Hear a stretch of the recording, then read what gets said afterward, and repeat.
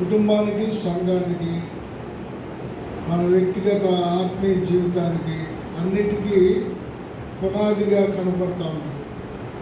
పరలోకమందున్న దేవదూతలు, భూమి మీద ఉన్న మనుషులైన మనము ఒకే కుటుంబంగా పిలువబడాలనేది దేవుని ఉద్దేశం.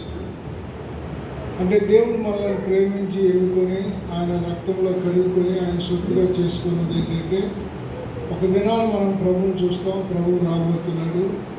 ఆయన ఎదుర్కొన్నప్పుడు దేవదూతలు మనము కలిసి అందరము తండ్రి అయిన దేవుని ఎదుట ఒకే కుటుంబంగా పిలువబడతాం.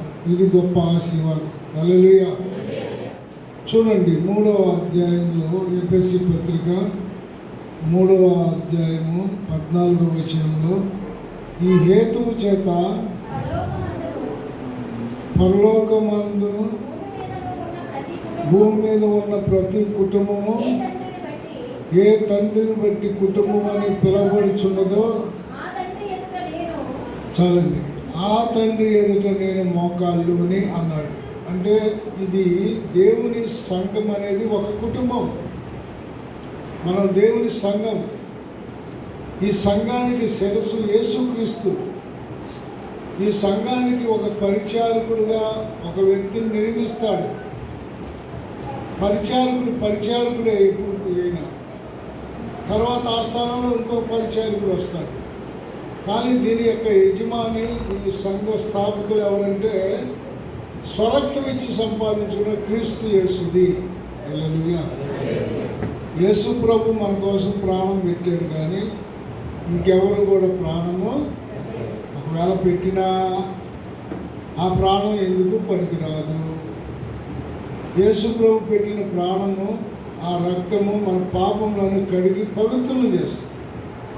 తండ్రి అయిన దేవునితో ఎటువంటి ఆత్మీయ సంబంధం పోగొట్టుకున్నామో దాన్ని తిరిగి ప్రభువు ద్వారా పునరుద్ధరించబడుతుంది. కాబట్టి పరలోకమందున్న దేవదూతలు, భూమి మీద ఉన్న మనము, తండ్రి అయిన దేవుడు అందరం కలిసి దేవుని పిల్లలుగా ఒకే తండ్రిగా ఒకే కుటుంబంగా ఉండటానికి కట్టబడుతున్నాం. కాబట్టి ఇది కుటుంబ పత్రిక. సంఘము అనేటువంటి శరీరమానికి శిరస్సు యేసు ప్రభువారు. చూడండి 1వ అధ్యాయం ఎఫెసీ పత్రిక 22వ వచనంలో, మరియు సమస్తమును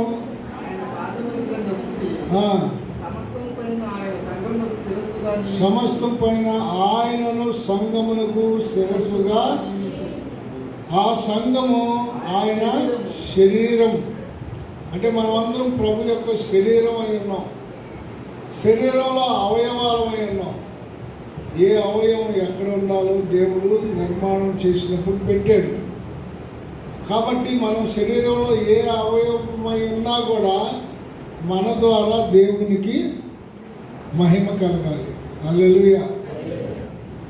అలా జరిగితేనే సంఘము సంపూర్తిగా సిద్ధపరచబడుతుంది దేవుని కొరకు. సంఘం అనే శరీరం యేసు ప్రభు, శిరస్సు క్రీస్తు, శరీరం మన అవయవాలు. ఆయనలో మనం అవయవాలమై ఉన్నాం. ఆయనకు ఉపయోగపడే వారంగా. శిరస్సు లేకుండా మొండిం కదలలేదు. యేసు ప్రభు సంఘానికి శిరస్సు అయితే, మనం శరీరం అయితే, మనం అందరము ఆయనలో పోలి ఉన్నాము. హల్లెలూయా. ఇది 5వ అధ్యాయం 1వ వచనంలో మాట. కావున ప్రియులైన పిల్లల వలె దేవుని పోలి ఆయన సంఘానికి శిరస్సై ఉన్నాడు. ఒకే కుటుంబంగా పిలువబడటానికి మనల్ని సిద్ధపరుస్తున్నాడు. మనం ఏదన్నా ఫంక్షన్ ఏర్పాటు చేస్తే మన ఇంటి వారి ముందు ఉంటాం. ఇంట్లో వాళ్ళందరూ ఉంటాం. అక్కడ అందరం మాట్లాడుకుంటాం ఎవరెవరిని పిలవాలని. చుట్టాలు, బంధువులు, స్నేహితులు, ఆత్మీయులు అందరినీ పిలుచుకొని ఒక చోట చేరుతాం. అది సహవాసంగా ఉంటుంది. సంతోషంగా ఆ కార్యక్రమంలో పొందటానికి. అయితే మనుషులమైన మనము దేవునితో సహవాసం కలిగి ఉండటానికి ముందుగా ఆయన ఇచ్చిన రక్షణ పొందిన వారంగా ఉండాలి. ఆయన ఇచ్చిన మారు మనసు, పాపక్షమాపణ మారు మనసు పొందినాక ఆయన పిల్లలుగా మనం పిలువబడుతున్నాం. దేవుని పిల్లలుగా. దేవుడు ఎంత గొప్పవాడు, ఆయన గొప్పతనాన్ని ఎవరో వర్ణించలేరు. ఆయన పిల్లలమని చెప్పినప్పుడు మనం కూడా కొన్ని క్రమాలే పెట్టాడు. మనం మొయ్యలేనంత భారం ఏం పెట్టాల. నా మాట వినండి, నా పోలి నడుచుకోండి, నేను నడవలసిన మార్గంలో నేను మిమ్మల్ని నడిపిస్తాను, మీకు తోడై ఉంటాను అని చెప్తున్నాడు. ఇది మానవుడి మీద దేవుడు పెట్టినటువంటి నియమం. ఇది పెద్ద భారం అండి. మన పిల్లల్ని బడికి వెళ్ళండి, చదువుకోండి, పుస్తకాలు కొని పెడతాం, బట్టలు కొని పెడతాం అంటే అది భారమా వాళ్ళకి? తెలుసా తెలీదా? వాళ్ళకి మొట్టమొదట్లో తెలీదు, ఉత్సాహంగా ఉంటారు కాబట్టి కొన్ని రోజులు వెళ్ళిపోతారు. తర్వాత ఏమంటారంటే నేను బడికి వెళ్ళను అంటారు, నేను గుడికి రాను అంటారు కొంతమంది. కొన్ని ఏళ్ళుగా ఏంటంటే దేవుడు నాకేం చేసి అంటాడు. పిల్ల చేష్టలు అంటాడు పౌలు వీటిని. మనం పిల్లలము, దేవుని పోలి నడుచుకునే పిల్లలు అంటే ఏంటంటే ఆయనలో ఉన్నటువంటి గుణగణాలు నీలోకి నాలోకి రావాలి. ఆయన మనల్ని ప్రేమించినట్టే మనం ప్రేమించాలి. ఆయన మనల్ని క్షమించినట్టే మనం కూడా క్షమించాలి. ఆయన పోలి నడుచుకోవటం అంటే ఆయన మనకు అన్ని ఉచితంగా ఇచ్చాడు. ప్రతి మనిషికి ఉచితంగా ఇచ్చినవి ఏంటండి చెప్పాలి? రక్షణ పొందినందుకు రక్షణ. ప్రతి మానవుడికి తల్లి గర్భంలో నుండి వచ్చి ప్రతి మానవుడికి దేవుడు ఇచ్చిన ఏంటంటే ఆరోగ్యము, ఆయుష్, బలము, జ్ఞానము, తెలివి, శక్తి. వీటన్నిటినీ వాడుకొని మానవుడు ఆశీర్వాదకరమైన జీవితం జీవించవచ్చు. అయితే దేవుడు ఇవన్నీ నాకు ఇచ్చాడనే విషయాన్ని తెలుసుకున్నవాడే క్రీస్తుని పోలి నడుచుకోగలుగుతాడు. క్రీస్తు యేసు పోలికలో మార్చబడతాడు. అది పౌలు అంటున్నాడు. మొదటిది సంఘం అనే శరీరం, రెండవది సంఘం అనే మొదటిది పరలోకమందును భూమి మీద ఉన్న మనందరం ఒకే కుటుంబంగా పిలువబడతాం. మూడవది ఏంటంటే ఎఫెసీ పత్రిక 5వ అధ్యాయంలో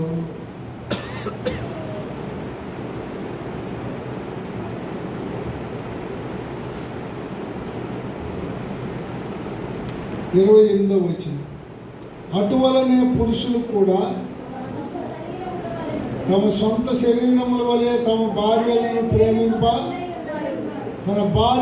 ప్రేమించువాడు తనను తాను తన శరీరమును ద్వేషించువాడు ఎవడో లేడు, కానీ ప్రతివాడు దానిని మనం క్రీస్తు శరీరమునకు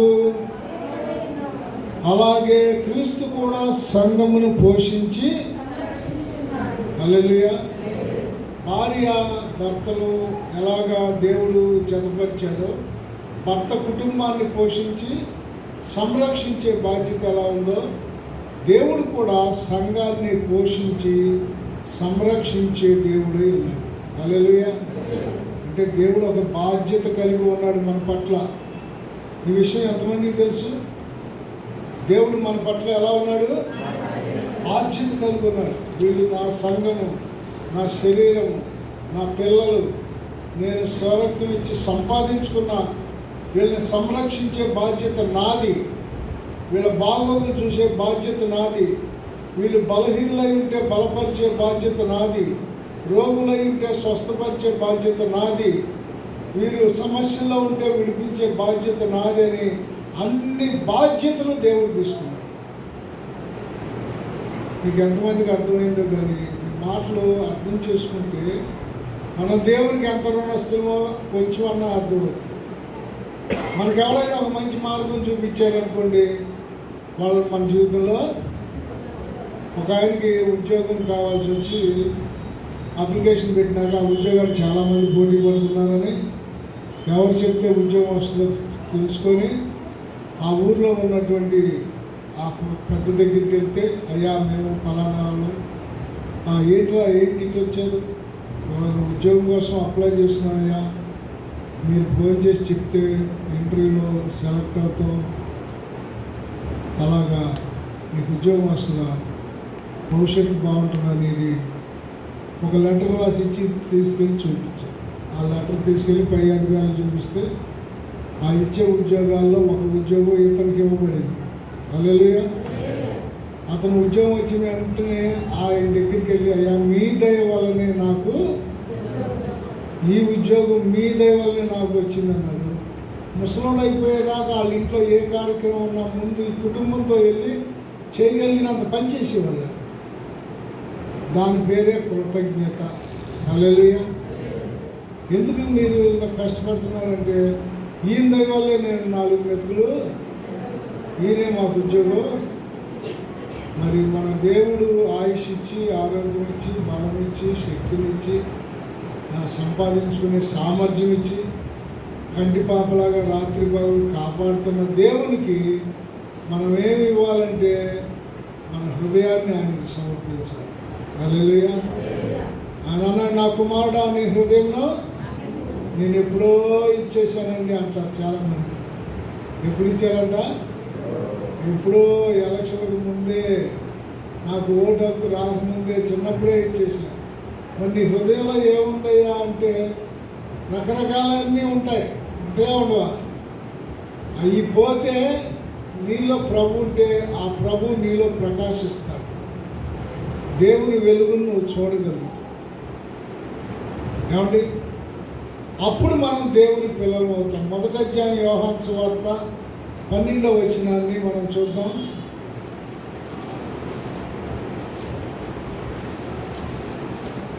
చదవండి. తన్ను ఎందరు అంగీకరించుగా వారందరికీ, అనగా తన నామమందు విశ్వాసం ఉంచిన వారికి దేవుని పిల్లలకు ఆయన, చూడండి, దేవుడు ఒక అథారిటీని ఇస్తున్నాడు, ఒక పవర్ ఇస్తున్నాడు. దీన్ని ఏంటంటే నువ్వు దేవుని పిల్లవని అధికారం. ఎవరి జోలికన్నా వెళ్ళి దెబ్బలాడుకుంటారు కానీ పోలీసు వాళ్ళు పిల్లల జోలికి వెళ్తారా? చెప్పండి. మొన్న వాడు వచ్చి టిఫిన్ చేసి వెళ్ళిపోతున్నాడు. డబ్బులు అడగలేదు ఏంటండి అంటే, అలానే అఫ్ఘానిస్తాన్ అయ్యా ఆయన డబ్బులు అడిగేవరకు ఆయన వచ్చి బండి ఏంటి అడ్డం మంది తీసే అది ఇది అంటామంటే, ఎందుకు వచ్చిన గోళ? వాళ్ళకి సిగ్గు లేదని మనకి సిగ్గు లేకుండా ఉంటాం. పోనీ ఒక ప్లేట్ తిండి తిన్నాడు అంటే ఇష్టపూర్వకంగా పెడుతున్నాడా, అసహించుకొని? మనం దాని గురించి చెప్పుకోవాలంటే అదొక బతికేనా అంటాం కదా. మనకి ఎవరన్నా తిట్టేయాలంటే సరదా కదా. కానీ దేవుని వాక్యం అంటుంది, మనం ఆయనను పోలి నడుచుకుంటే ఆయన పిల్లలం అవుతాం. దేవుని పిల్లలం అవుటకు ఆయన అధికారమును అనుగ్రహించింది. కొరింథీ పత్రికలో 1వ పత్రిక 7వ అధ్యాయము 14వ వచనంలో మనం చూసినట్లయితే, అవిశ్వాసులైన భర్త, అవిశ్వాసురాలైన భార్య విశ్వాసైన భర్తను బట్టి లేని అడల మీ పిల్లలు అపవిత్రులైందురు. ఇప్పుడైతే వారు, చూడండి ఈ మాట బాగా మీరు అర్థం చేసుకుంటానికి ప్రయత్నం చేయండి. ఇంట్లో భార్య, భర్త, పిల్లలు మొత్తం 3 కదా. భర్త ధర్మం భర్త చేస్తాడు, పోషించే ధర్మం. భార్య ధర్మం భార్య చేస్తుంది. వాళ్ళందరికీ కావాల్సినవి వండి పెట్టడం, చూడటం, మంచి చెడు. పిల్లలు ఏంటంటే తల్లిదండ్రులకు లోబడి చదువుకోవటం, వాళ్ళు చేసే పని వాళ్ళు చేసుకోవటం. ఈ 3 కలిస్తేనే కుటుంబం. భార్య, భర్త, పిల్లలు. ఈ కుటుంబంలో భర్త మారు మనసు పొంది భార్య మారు మనసు పొందకపోతే భర్త చేసే ప్రార్థనను బట్టి భార్య రక్షించబడుతుందంట. హల్లెలూయా. ఎంత మంచి ఆఫర్ అన్నమాట ఇది, అవకాశం. నువ్వు ప్రార్థన చేస్తే నీ భార్యని దేవుడు క్షమిస్తాడు. నీ భార్య ప్రార్థన చేస్తే మారు మనసు లేని భర్తను క్షమిస్తాడు.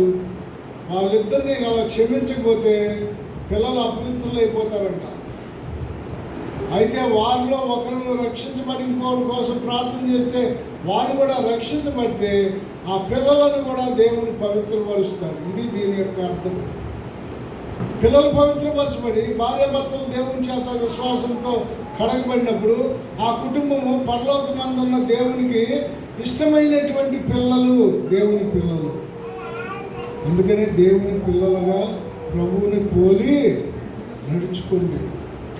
ప్రియ ప్రభు యొక్క గుణగణాలు మన కుటుంబంలో, మన ఆత్మీయ జీవితంలో చూడాలని దేవుడు ఎప్పుడు ఇష్టపడుతూ ఉంటాడు. ఆయన ఇష్టానికి మనం అప్పగించుకొని ఆయన ఇష్టాన్ని మనం నెరవేర్చాలి. మన ఇష్టాలన్నీ దేవునికి చెప్తాం, నాకు అది కావాలి ఇది కావాలి ఇస్తాడు. మరి దేవుడి ఇష్టాన్ని మనం నెరవేర్చాలా వద్దా? నెరవేర్చాలి. దేవుని ఇష్టం నెరవేర్చడం అంటే ఆయన చెప్పిన మాట ఏంటంటే ఆయన మాట వింటే చాలంట. ఏంటి అది? ఆయన మాట వింటే చాలు, నీ సమస్యలన్నీ దేవుడు తీరుస్తాడు. నీ సమస్యలు, నీ ఇబ్బందులకి అడ్డం ఏదొస్తుందంటే నీకు దేవుడికి నువ్వు ఆయన మాట వినకపోవటం. నువ్వు ఆయన మాట వింటే వాటన్నిటిని వెంటనే తీసేస్తానంటున్నాడు. చూడండి కీర్తనల గ్రంథము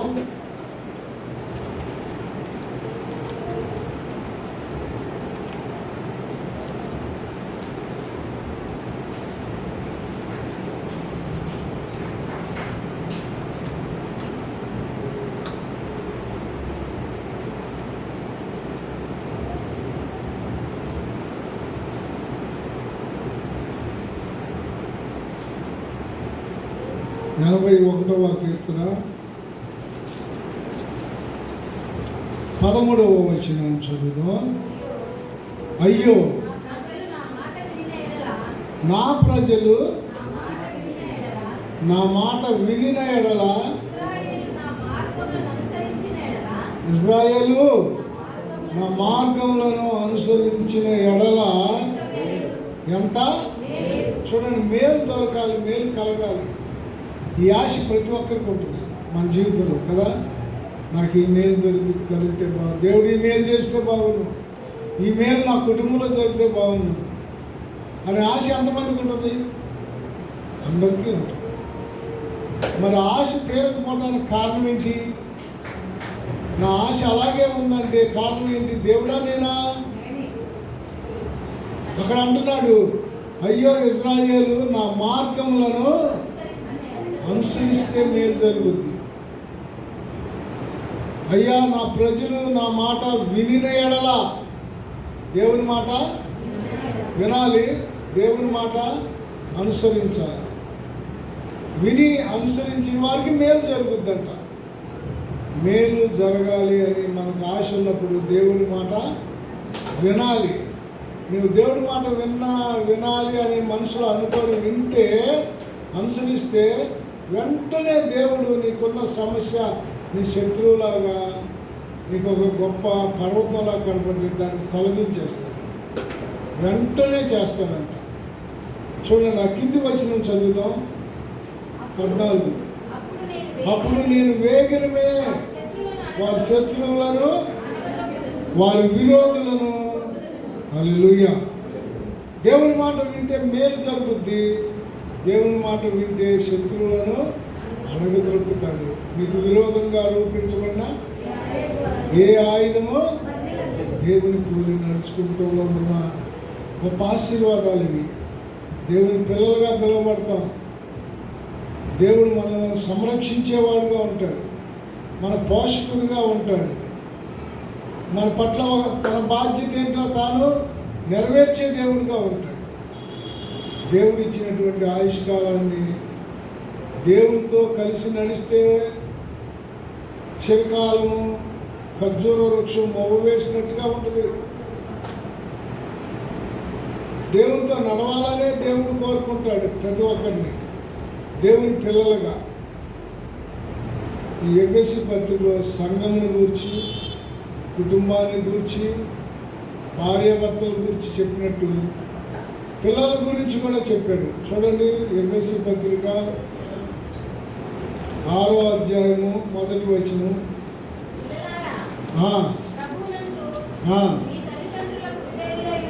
తల్లిదండ్రులకు నీకు మేలు కలుగునట్లు నీ తండ్రిని తల్లిని, అప్పుడు నీవు భూమి మీద.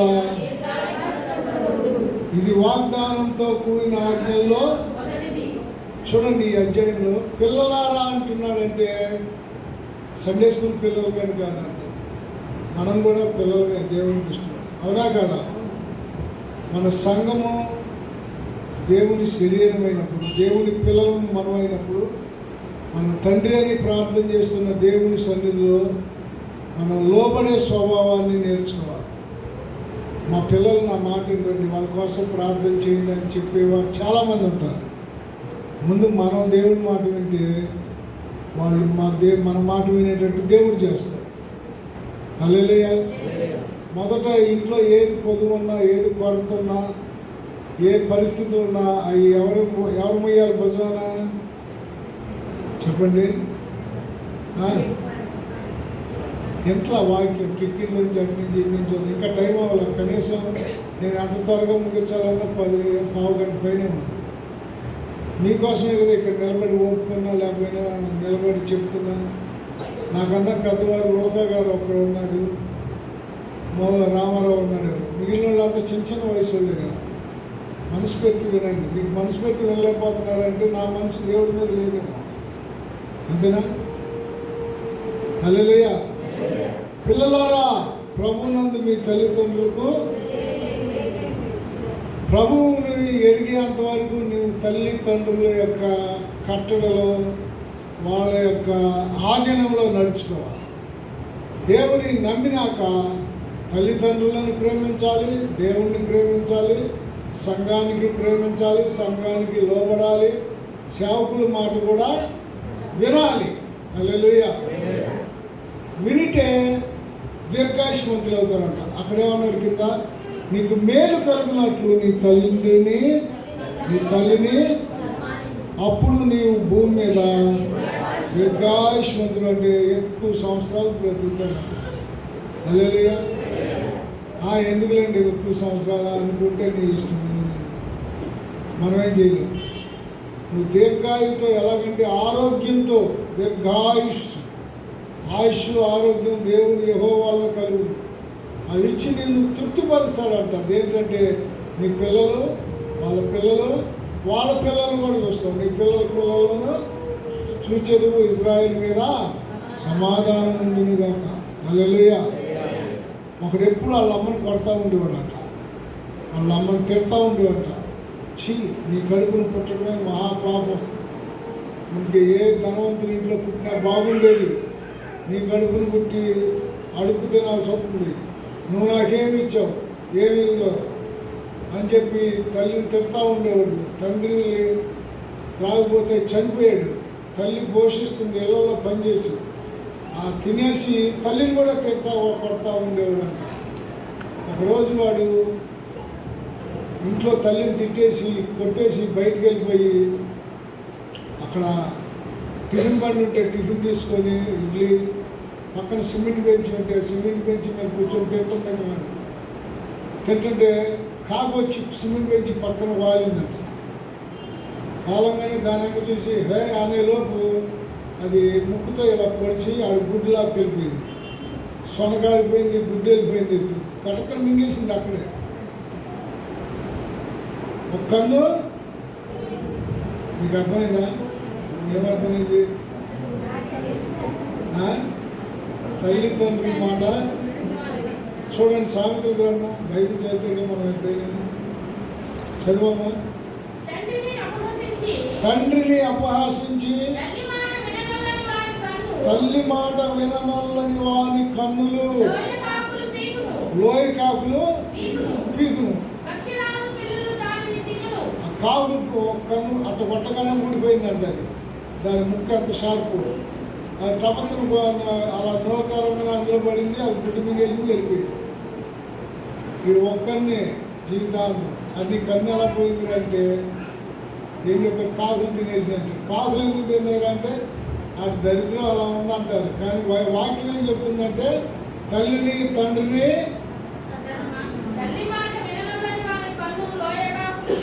తల్లి మాట విననల్లని వాని కన్నులు లోయ కాకులు పీకును. చూడండి, దేవుని మాట వినటం నేర్చుకుంటే దేవుడు మనలను ఆశీర్వదిస్తాడు. ఒక తల్లి చక్కగా పిల్లవాడిని స్కూల్కి తీసుకెళ్ళేది, ఆదివారం చర్చికి తీసుకెళ్ళేది, సండే స్కూల్కి తీసుకెళ్ళేది, వాటితో చెప్పేది దేవుడి సేవ చేయాలి, నువ్వు అయ్యగారిని చూసి నేర్చుకో, ఎలా చెప్తున్నారు, అయ్యగారి దగ్గర ఉండాలి, పరిచయం చేయాలి, మాస్టర్ గారని మా అబ్బాయిని ప్రార్థన చేయండి, వాడు దేవుని బిడ్డగా పెరగాలి, దేవుని మాట వినాలి అని. చాలా కాలం దేవుని సన్నిధికి వస్తూ ఉండి పెరిగి పెద్దవాడయ్యా డిగ్రీ చదువుతున్నాడు. ఏం చదువుతున్నాడు? డిగ్రీ చదివినప్పుడు వాళ్ళ అమ్మందారే, నువ్వు డిగ్రీ దాకా వచ్చావు, దేవుడే ఈ దయ చూపించాడు, నువ్వు వెళ్ళి దైవజనుల దగ్గరికి వెళ్ళి ప్రార్థన చేయించుకో, దేవుని సేవకు వెళ్ళాలి, నువ్వు బైబిల్ కాలేజీకి వెళ్ళాలి, ట్రైనింగ్ అవ్వాలి అంటే నేను వెళ్ళను. ఏమన్నాడు? నేను వెళ్ళను, నాకు వెళ్ళాలనే మనసు లేదు, నువ్వు పద్దాక నన్ను అడిగి ఇసిగించద్దు అంటున్నాడు. వాడు డిగ్రీ పాస్ అయ్యాడు, కాలేజీలో లెక్చరర్ ఉద్యోగం వచ్చింది, జీతం వస్తుంది, 6 నెలలు గడిచిపోయింది, జీతం వస్తుంది, హాయిగా ఖర్చు పెట్టుకుంటున్నాడు, సైకిల్ మీద కాలేజీకి వెళ్ళి వస్తున్నాడు. ఆ రోజుల్లో చిన్న కుర్రోళ్ళు 4-5 ఖాళీ స్థానంలో కర్రా బిళ్ళ ఆడతా ఓ డేస్ కొట్టాడు. అది వెళ్ళి ఆ లెక్చరర్ గారి కళ్ళలో గుచ్చుకొని కనుగుడ్డు ఊడిపోయింది. హాస్పిటల్కి వెళ్తే గుడ్డు మొత్తం సొనంతా కారిపోయిందయ్యా, నీకు ఒక్కనే ఉంటున్నాడు. పిల్లలు పారిపోయి కొట్టినాడు. వాళ్ళు ఏం చేస్తారు, చిన్న చిన్న పిల్లలు. వాళ్ళ అమ్మ చెప్పింది, పాస్టర్ గారి దగ్గర తీసుకెళ్ళి, అయ్యా వీడి కన్నుకి గుడిపోయింది, స్వస్థత కోసం ప్రార్థన చేయండి అంటే, అరే మీ అమ్మ మాట ఏం లేదు, నువ్వు దేవుడి మాట ఎన్నిసార్లు చెప్పి మీ అమ్మ నిన్ను ట్రైనింగ్ పంపించి సేవకుడు అవ్వాలి, ఆత్మలు సంపాదించాలి, దేవుని పని చేయాలని, నువ్వు దేవుడి మాట విననన్నావు, దేవుడి పని చేయనన్నావు, దేవుడు నాకు వద్దన్నావు, దేవుడు లేని జీవితం ఎలాగే ఉంటుందని చెప్తే ఒక కన్ను పోయినాక అప్పుడు ఆయన గారికి హృదయం తెరవబడి పశ్చాత్తాపడి మారు మనసు పొంది అనేక చోట్లకి వెళ్ళి దేవుని సువార్తను ప్రకటించాడు. హల్లెలూయా. కన్ను పోకముందు చెప్తే ఎంత బాగుంటుంది. ఏదో ఒకటి దెబ్బ తగిలితేనే నేను లైన్లోకి వస్తానండి, అప్పుడు దాకా నేను మీ మాట ఏమనండి అంటే ఏం చెప్తాం, వినాలి. హల్లెలూయా. అప్పుడే దేవుని పిల్లవాడు అవుతావు, దేవుని పిల్లలం అవుతాం. మనం దేవుడు మనకు చూపించినప్పుడే బైబిల్ చదవాలి. చూపు తగ్గిపోయిన తర్వాత సోడా ఫుడ్ అద్దాలు వేసుకొని కిటికీలోంచి ఇటు పెట్టుకొని అటు పెట్టుకొని చదివితే ఏం ప్రయోజనం ఉంటుందా? దేవుడు కాళ్ళల్లో బలం ఇచ్చినప్పుడే దేవుని కొరకు మోకరించాలి, ప్రార్థన చేయాలి, దేవుని దగ్గరికి రావాలి. దేవుడు ఇచ్చినటువంటి ప్రతి అవయవం ఆయన శరీరంలో ఉన్న భాగాలు ఆయన మయంపరచాలి. హల్లెలూయా. భర్త పోరగా భార్య రోజు గుడికి రాయి అంటే ఒక ఆదివారం వచ్చినాడు. దేవుని స్తోత్రం చెల్లించండి అందరూ అంటే అందరూ దేవునికి స్తోత్రం. హల్లెలూయా అన్నారంట. అందరు 2 చేతులు దేవుని స్తోత్రం చెప్దాం. హల్లెలూయా. అందరు చేతులు. ఆ పాస్టర్ గారు మాట్లాడితే హల్లెలూయా అంటే మాట్లాడతాను. నేను రానన్నాడు. నేను ఒకవేళ వస్తే నేను మాత్రం చేతులు పైకి ఎత్తమంటే నేను చెప్పనా, సరే అట్టగడ్డ రాయి అని పక్కన తీసుకెళ్ళి అందరూ హల్లెలూయా అంటే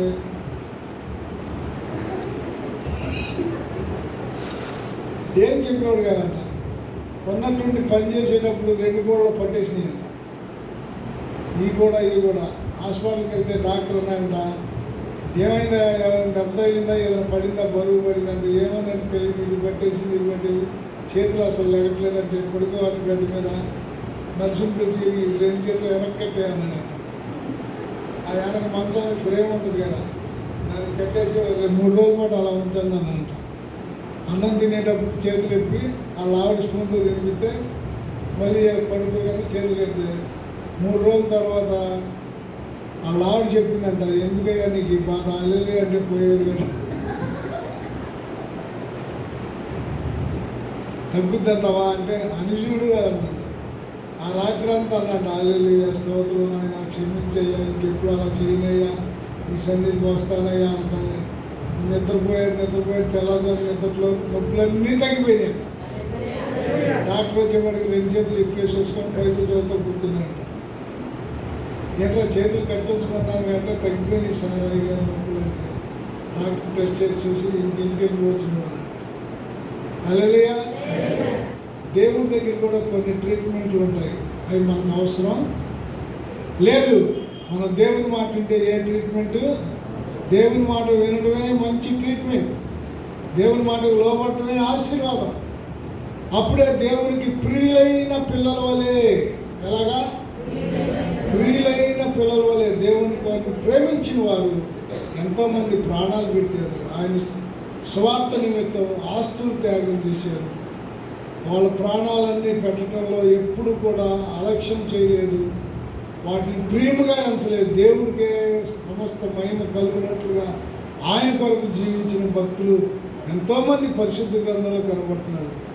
మన మీద ఈ భారం ఏం పెట్టలేదు, కానీ దేవుడు చెప్పిన మాట ఏంటంటే, నా మాట ఇజ్రాయేలు నీవు నా మాట విని ఎడలా ఎంత మేలు. హల్లెలూయా. దేవుని మాట విందాం, దేవుడి కొరకు బ్రతుకుదాం, దేవుని యందు విశ్వాసంలో జీవిద్దాం. దేవుడి కొద్ది మాటలు మన వెనుకల్లో ఆశీర్వదించును గాక.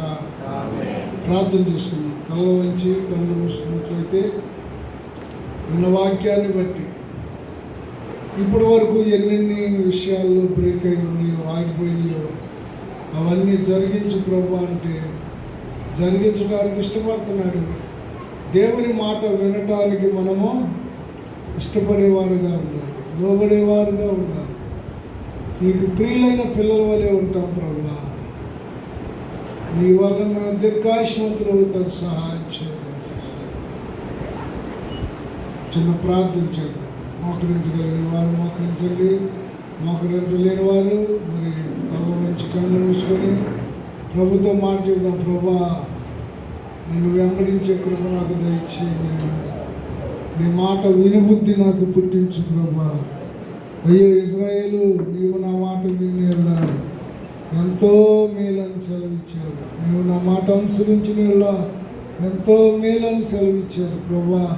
ప్రియులైన దేవుని పిల్లలను పోలి మేము నడుచుకోవాలని నీ పత్రికలో మాటలని మా ముందు నుంచి జ్ఞాపకం చేసినందుకు కృతజ్ఞత, స్తుతులు, స్తోత్రాలు, వందనాలు చెల్లిస్తున్నాం. మీ నామానికి మహిమ తెచ్చుకోమని ప్రార్థిస్తున్నాం. ప్రార్థన ఆలకించండి ప్రభా, మా మనవులు అంగీకరించండి. దేవునితో ఒక నిబంధన, ఒక మాట చెబుతాం. దేవా, నీ మాట వినకపోవటం వల్ల నీకు దూరం అయిపోయాను. నీ మాట నాయన లెక్క చేయకపోవటం వల్ల ఎన్నో నష్టపోయాను. ఎన్నో కష్టములు, శ్రమలు కారణం నీ మాట నేను వినకపోవటమేమో నాయన. ఈ దినం నుంచి నీ మాట వినిబుద్ధి పుట్టించండి, నీకు లోబట్టం నేర్పించండి, నిన్ను అనుసరించడం మాకు నేర్పించండి. అటు దీవెన మాకు దయచేయండి.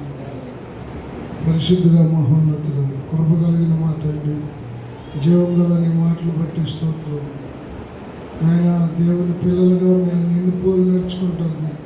నీ మంచితనం అంతా మాకు చూపించినవి, నీ ఆత్మ ఫలాలు మాకు ఇచ్చినవాడు. మమ్మల్ని ప్రేమించి ప్రాణం పెట్టిన క్రీస్తు కొరకు సాక్షులుగా బ్రతుకుతాను. నిన్న వాక్యాన్ని హృదయాల్లో నీరు కట్టి ఫలింపచ్చింది. మా ప్రభు ప్రియరక్షుడు యేసయ్య నామమున స్తుతించి ప్రార్థించి వెళ్తున్నాము తండ్రి. ఆమేన్. మనందరం లేచి